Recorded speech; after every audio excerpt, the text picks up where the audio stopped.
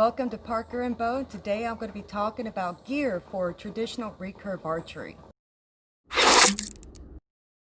So let's get started. As you have seen my week 1 videos, I talked about the bags that I got and everything for my traditional recurve bow.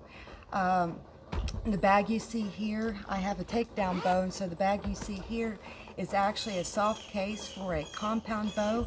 It's got multiple pockets for all your different gear and everything. And what I liked about this one is that I was able to keep, there's this pocket down below here where I can keep all of my arrows and my quiver in here. So I just have a standard hip quiver, so my full length arrows, and then my standard Easton hip quiver. So all of that fits down in that pocket, and I really like that so that I can keep all of my gear together. So I like staying organized. I like things that are easy to travel with, and then I have my other gear in here too, and then I can also keep items that I may need to have for like tools, extra tips, things like that too. And then this is the takedown recurve case that I have my bow in, and then there's also a large pocket here where I also keep my field targets. So that's what I wanted to do. I know it's kind of some were wondering what I was doing, but I like to keep everything together, and even though this is made for a compound bow, I thought it was perfect for my takedown recurve. As you see, this bag isn't very big and the pockets are really small, and so it won't keep everything that I like to have whenever I go out to a range, whether it's an outdoor field like this or an indoor range. So there's really not much room or any additional pockets that are inside either, so it's just enough room for the recurve and all 3 of its parts. So if you do have a takedown recurve bow and you have all of these extra gear, or you start to accumulate all this extra gear and everything, I highly suggest trying to find a large bag like this for a compound so that you can keep everything together. This one is a Tarantula Archery bag, and it was under $100 at my local archery shop. So great investment. And then on the back, so you not only have the short handles, but you also have the long strap, and then also carrying straps back here, and then another additional pocket here. So definitely a great investment. If you don't have one already, look at getting one to help keep all of your gear together.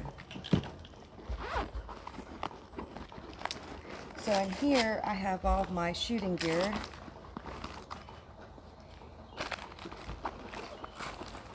So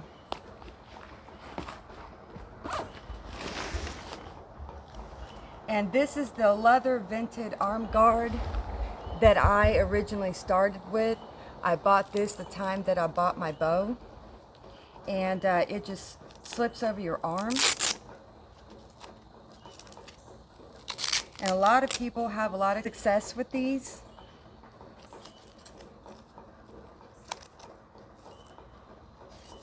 But I was starting to have an issue of catching the string between my forearm and the arm guard. So even when it was snug, so I'd catch it right in here. And so like I was saying in my other videos, for the first 30 days, it all has to do with rotating your elbow, making sure that it is pointed out, not down. And so you have that, and then your grip is loose. So there's only enough tension on the bow so for you to pull it back, and it stays in your hand. It will drop at release, but you want to be able to just catch it on instinct. And then making sure you have a nice clean draw that's straight back on that string. You're not pulling it out or in at a certain angle whenever you go to draw it and release it. So all those things together will help prevent slapping your arm with a string. So there's the leather vented arm guard.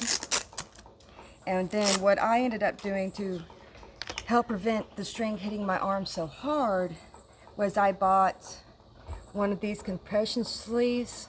I got this one at my local sporting goods store. They come in different sizes. This one's kind of a thick knit. And so what I did, and this really helped this part of my arm right here at the inner elbow. And so what I did was I moved this sleeve up my arm. So where I had that area very padded and protected. And then what I did here was I used the vented leather arm guard and put it up over my arm.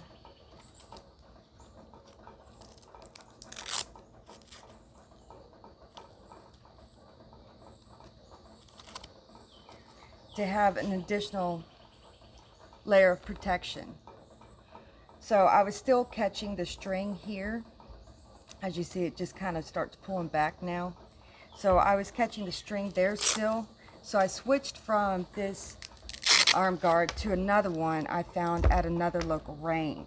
And it is right here. This is the purple arm guard sleeve that I got. It's a spandex, thinner material, so you don't have much padding like this one. But I moved from this one here. It just slips right over your arm like this. So with the two, I wasn't catching. I'd still catch a little bit of the string here, and so it kind of bunch up like that. But I had more protection and it was more smooth, so I didn't have such an issue with the string catching my arm and catching the arm guard. So as I moved up, and you don't want to wear these too long. These knit ones will, they're compression sleeve, so you'll start having some muscle swelling in your forearm too. So just be mindful of how long you wear this type of sleeve when you're shooting.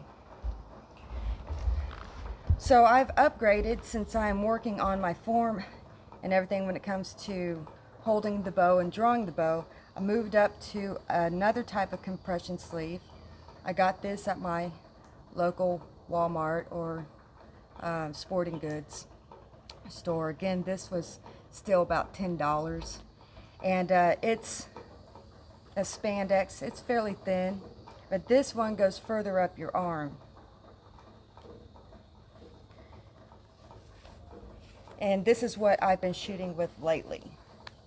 So I have this here, it comes right up.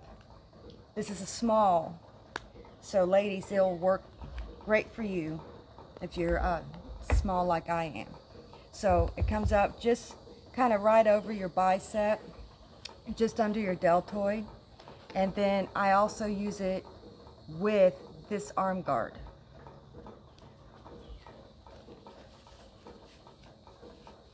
And it just slides right up.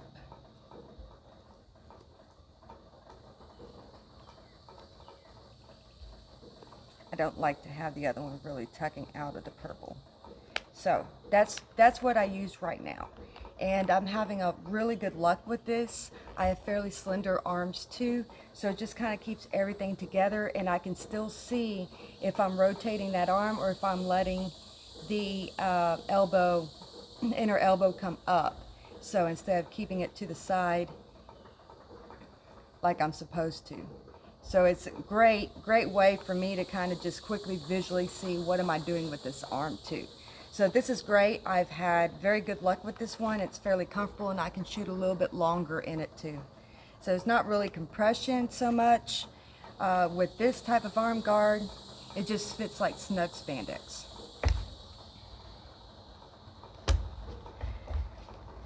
So here's a typical Archery glove. It's a 3-finger leather glove. This one is also made by OMP. I got this at the time of purchase. It's the first gear that I started shooting with, along with that leather arm guard. So it just fits over your hand like here. And this type of glove is suitable for the according to the World Archery Rule Book, and so it's good for competition. They do allow this kind of glove. They don't allow a glove that fits over your hand completely. Okay, so if you want to keep those rules in mind, you know, this kind of glove. The only thing, this one I've been having some issues with, and what I don't like with my fingers is just here, if you can see that indentation, that's actually where the top of my finger is coming up against the glove. And so all this here is just padding and seam on the inside. So it's happening with all 3 of my fingers. So I'm noticing that whenever I've been shooting a lot, and this is one reason why I had to stop my 30-day challenge, is these seams are right there at the tips of my fingers. And so every time I pull that string, I'm rubbing against that seam, and it's quite painful after about 1,000 arrow shot. So I was looking for something different. Also, the seams on this one and the inside, since it's dyed leather, it really makes my fingers and hand really dirty after I've been shooting a little bit. See if I can get this flip inside out for y'all. So I have a finger flipped all the way inside out, as you see, and that seam, after shooting a while, this seam is bothering my fingers. Now this is a small, I have really small fingers. I'll show you how small in a second, but so this is really irritating. The seam is really irritating my fingers. As you saw in my other video, the indentation in my middle finger is starting to fade now. Some feelings coming back in my finger, but it was all made from this seam, okay? So that's why I was like, I gotta find something else. So I went on to search, and I found, I wanted to try these, even though they're not regulated for competition, but these are batting gloves. You get them at your sporting goods store. And this is a youth small. Okay, this is a youth small batting glove that I picked up and I wanted to try. And it fits great for me. And get the right hand here. And it fits great for me. But I don't have enough padding to help protect my fingers.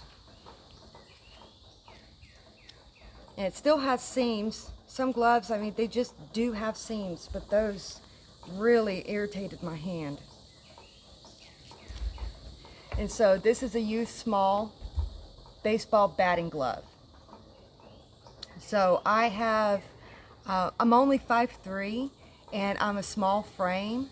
And so I have a lot of challenges when it comes to archery and a lot of sports. So it's like I'm kind of in between the youth sizes and the adult sizes. To kind of give you an example, I can wear, at my normal weight, I can wear about juniors. I'm in juniors jeans right now. So that's kind of where I'm at on the size scale for us ladies, especially us small ones. So things are challenging. So I will find something that may not be, you know, common in sports, but if it will do the job that I need it to do, then that's what I'll do. So I tried these, but the tips, your fingertips of course are protected, and it's got some man-made leather things, but there's no padding. So it's really good for grip, but there's no padding. And so whenever I went to try it, my fingers were still too sensitive for that. So there was another option that I came across. I had gone to my sporting goods store and I got a roll of athletic tape. This is a little bit of the rougher kind. It's very textured. It doesn't have any adhesive, it clings to itself. So that's really cool. But because it's so rough, it is kind of brutal on your fingers after a little bit. But you do have more flexibility and natural feeling of the string whenever you are shooting. So I did get a different kind. I'm going to try the finger tape method.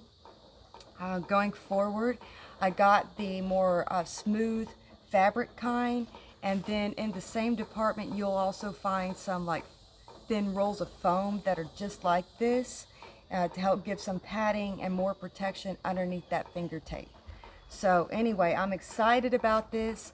The behavior of the bow and the arrow is completely different using the tape method with these 3 fingers, with your shooting fingers, okay? Than it is when using a batting glove and of course the archery glove. So it's a completely different experience. I have absolutely no trouble at all getting an arrow to go 20 yards. So I'm really excited. I'm still recovering a little bit from shoulder and all from my 30-day challenge.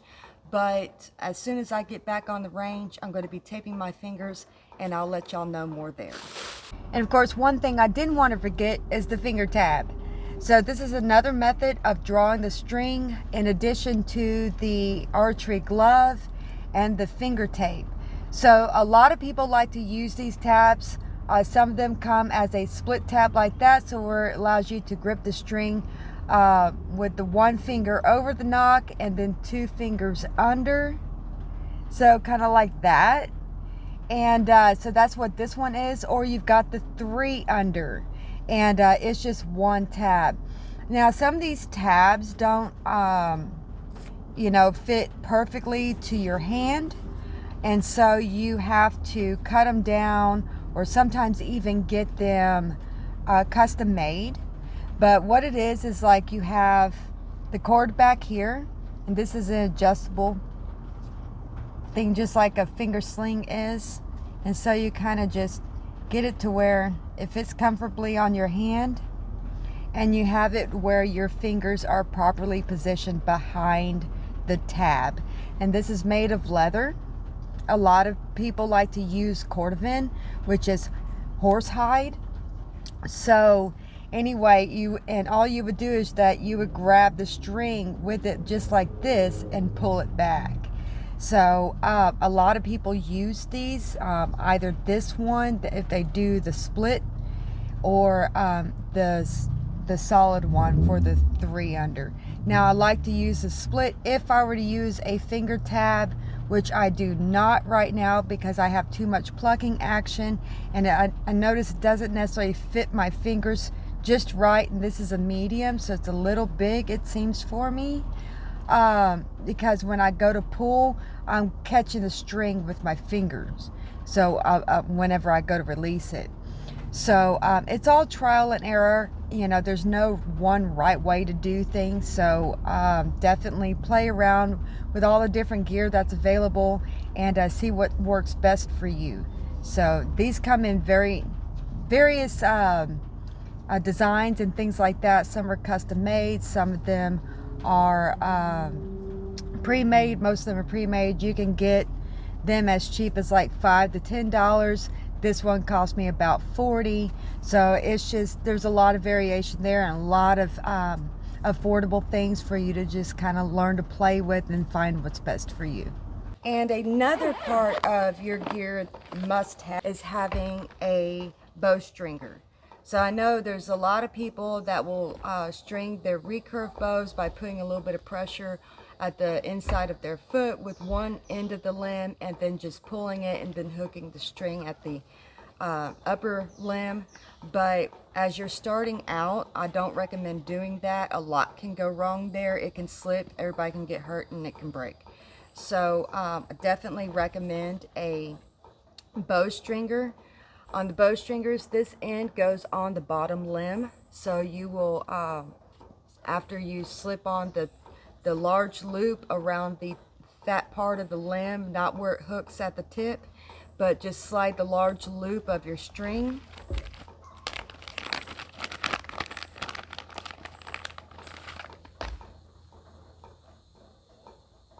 See, the larger loop is the top loop. It goes over the top limb. So this larger loop, loop it over your top string and kind of come down the limb with it a little bit, and then hook the smaller loop at the bottom limb, at the tip where it naturally goes. So with the stringer, you'll have the bottom part here goes over the bottom limb once you put the string on it, and then this slips over the top of the top limb, and you want to make sure that this rubber stopper is behind the string that you looped around the limb, because whenever you go to pull up on the bow to get it to bend, then this won't be in the way of you scooting the large loop to its place at the tip of the bow at the limb. So definitely want to get one of these. For me, it's again, you know, I'm smaller. My bow is 5 feet. I only have 3 inches on it, and so it's almost my height. And so this bowstringer at its original length was too long for me. That's how come I have shoulder pain. It's because I was pulling up too much, didn't have the right leverage, wasn't working the right muscles, and it just finally gave out. So what I did was I took a knot in the middle and just kind of estimated where I wanted that knot to be. So, and I just made a regular loop knot right where I wanted it, and I tested it out a few times to see which length I wanted it. More, the further down you go, the shorter it is, and of course the smaller the loop, you know, higher up you go, the longer it is. And so I tested it out and found a good leverage for me, so especially so I can not only just pull up on my left, but I can also at times switch to my right too to get the shoulder break. And I don't have to come so far up, even when I've got my feet so spread out, just to get enough draw on that bow to get it to bend so I could string it, and then I'm reaching too far to string it too. So it was a mess, and it took my shoulder hurting for me to realize I need to do something about this. So definitely that's kind of a great trick, a little tip there too. And they're super easy to use when they're at the right length. So some of y'all may not need to do this, but for those of us that are a little shorter, this is a great idea. This is a finger sling. So what this does is it helps you not grip the bow. I have not used this one yet. I got it in case I needed to, if I was still having problems with my grip. So what this does is it goes over, and there's many types, it goes over your index finger and over your thumb. And so here's the loop that it makes, and your riser sits right here at the grip. So whenever you go to shoot, you don't have to worry about holding on to it. So when you go to shoot the bow and you release it, this is going to catch. This is what a lot of Olympic recurve shooters use. And so that's why you see the bow just kind of falls after they shoot it. They don't even touch it. So once it leaves their hand, that's it. And so they do that with one of these. So this is great for you to kind of get the correct feel of how you should be holding on to the bow, and focusing on your follow-throughs as well. So these are cheap. They come in all kinds of different styles and stuff like that, and they're adjustable and everything too. So definitely a good little investment to help work on your form and fine-tune things as you go along. All right, and the last part of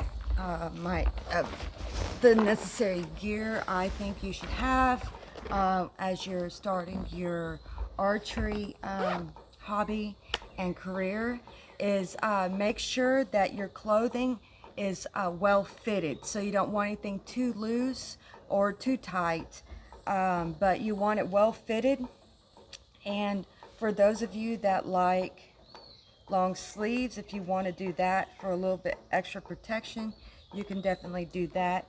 I have one of these, the cool wicking shirts on. It's kind of a spandex type shirt. And I got this from my local sporting goods store and the fishing section. Sometimes we may have to go over to the men's section, but don't worry, for little ones like us, if you can find a man's small shirt will work great. So you want it to fit pretty snug. So here you can kind of see it's pretty close to the body. It's not real baggy. And I have a lot of easy movement with it and all too. So you don't want it to where it's baggy, and especially if you're outside and the wind is blowing and it kind of blows your shirt a little bit, to where whenever you're out there shooting that it catches on your clothing, okay? When it comes to our personal wear, I like to call it, especially if I'm going to be shooting outside, such as at the field like this, or if I'm going to be shooting long inside and it's kind of busy. It gets real warm real quick, especially in the south where I'm at, and I'm on the Texas Gulf Coast, so it gets real humid. And so I want something that is cool enough to let me breathe whenever I get warm. So definitely kind of got to find the right balance. If your string is always catching your shirt, be sure to change that out and see what kind of fitted shirt works better for you. And then also with our personal wear too, I use moisture wicking sports bras and things like that. So anyway, I still like to, a lot of times we got to hike to our field ranges and everything. And so I always make sure that I'm ready for that kind of terrain too. Or wear with our pants and of course our shoes too. We want to make sure that we're safe and we're comfortable and we have the support that we need wherever we come out here to the range to go shooting. All right, y'all, I hope that helped give you a little bit of a better insight, kind of one-on-one, informal kind of thing about all the different types of gear that I've used and that I've tried that I think may help you.